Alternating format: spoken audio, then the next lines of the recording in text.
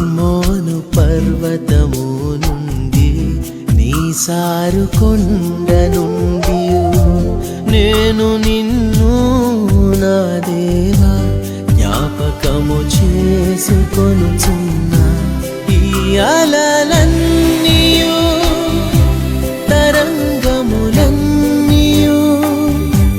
నా మీద పొర్లి పారిన నీ కృప నన్ను వీడిపోదు.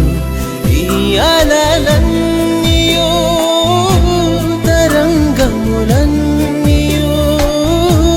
నా మీద పొర్లి పారిన నీ కృప నన్ను వీడిపోదు.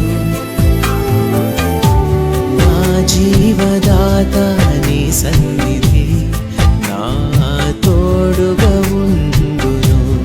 నా జీవ